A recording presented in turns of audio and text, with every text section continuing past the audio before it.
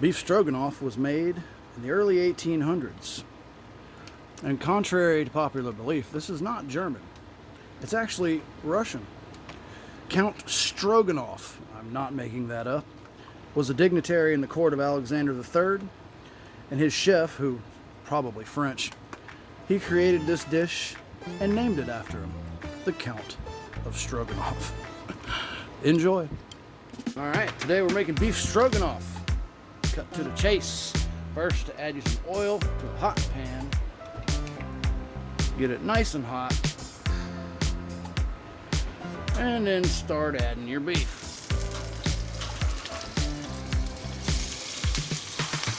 You want to cook it in a single layer. You don't want to overcrowd the pan.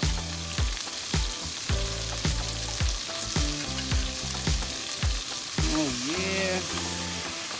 Ooh, get it brown on all sides. You don't want to overcook it though. Just until there's no more pink.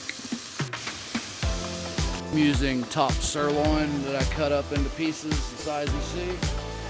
You can use pretty much any cut of beef that you want. It'd be absolutely delicious with filet mignon, but we're doing top sirloin today. That's looking pretty good. I'm gonna turn the heat down. I couldn't resist a piece. It's delicious. Let me go ahead and get that beef out of the pan. All right, once you got your beef out of the pan, you're left with the stuff you see in there. You want that, do not clean your pan. Let's go ahead and add our butter in there and get it melted. That butter melted down. Crank your heat back up a little bit. And you're gonna add onion.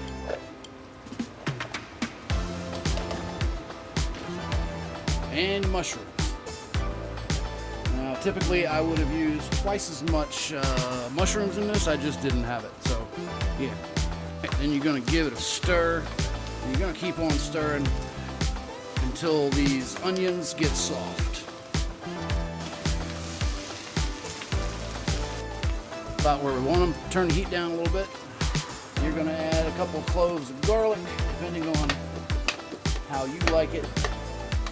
I like plenty of garlic in mine. Then I'm going to stir that around for about a minute. And it starts filling the room with that delicious aroma. And it's probably done. Then we're going to add some flour. We're going to stir that for another minute. Keep stirring while you're doing this and make sure that flour gets cooked in. You don't want raw flour in your food. Next, we're going to add 2 cups of beef broth.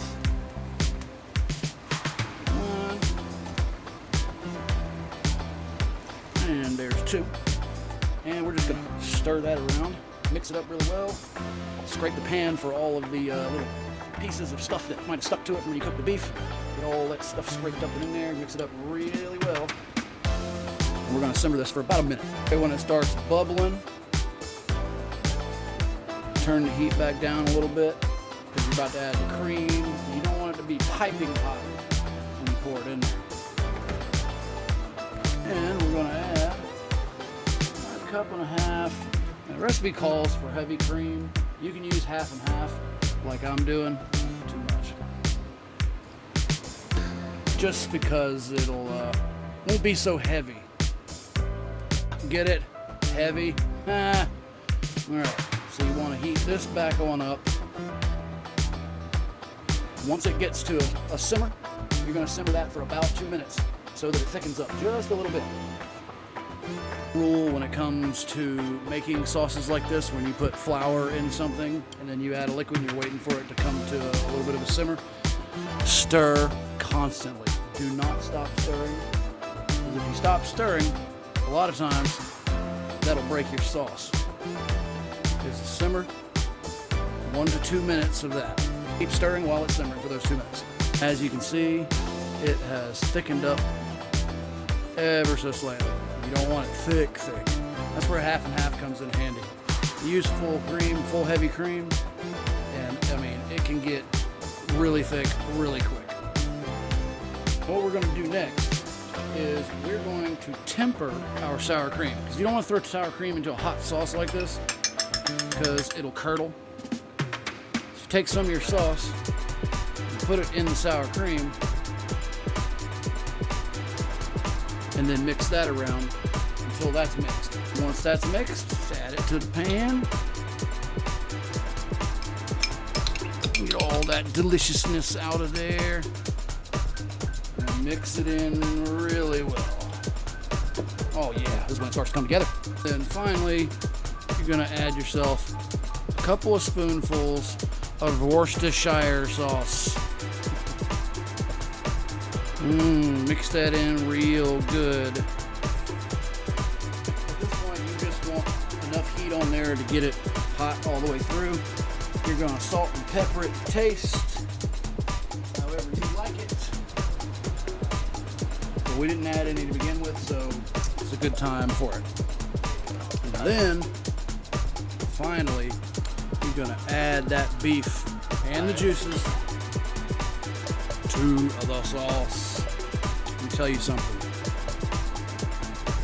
I don't even know what to tell you, because this is such a feel-good meal. Warm you up, fill you up. You'll want seconds, but I promise you won't have room for it. And get your noodles from earlier and dump that beautiful sauce with all that yumminess in it right on top. Get every drop out, because trust me, when this is gone, you'll be looking for every drop on your plate, that's for sure. Oh yeah. Give that a stir. And there you have it. Beef stroganoff. Oh, Mr. Kitty, I promise I'll let you have some. Oh, Mr. Handsome, oh, Mr. Kitty.